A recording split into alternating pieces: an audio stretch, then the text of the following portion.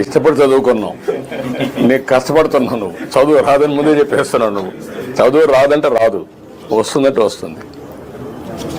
రాదని మనసులో పడకూడదు. ఇష్టపడి ఏ పని చేసినా నీకు కలిసి వస్తుంది. ముందు నీ మీద నీకు నమ్మకం ఉండాలా. కుర్రాడివి కదా నువ్వు, ఎప్పుడు గొర్రెలే మేపుతావా? నెక్స్ట్ లెవెల్కి వెళ్ళాలి కదా.